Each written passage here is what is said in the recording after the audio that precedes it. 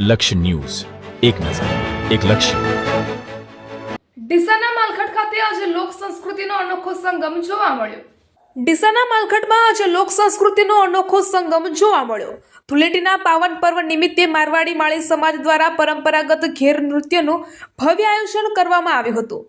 બનાસકાંઠા જિલ્લાના ડીસા તાલુકાના માલખડ પરબડી ખાતે દર વર્ષની જેમ આ વર્ષે પણ મારવાડી ઘેર નૃત્યની જમાવટ જોવા મળી હતી. દર વર્ષની જેમ આ વર્ષે પણ વર્ષો જૂની મારવાડી સંસ્કૃતિ અને પરંપરાને જીવંત રાખવાના ઉમદા હેતુથી આ કાર્યક્રમ ઉજવવામાં આવ્યો હતો.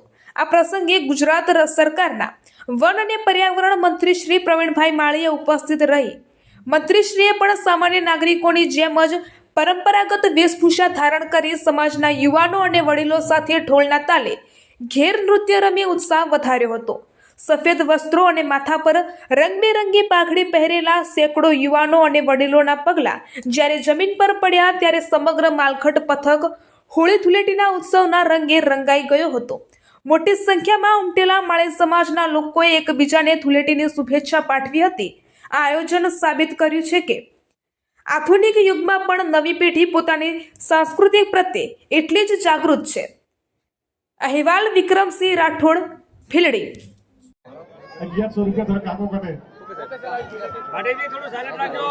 રાજસ્થાનથી આવીને વસેલા માળી સમાજ વર્ષો પહેલા અહીંયા માઇગ્રેટ થયેલો અને પોતે પોતાના રિવાજો એને જાળવી રાખ્યા છે.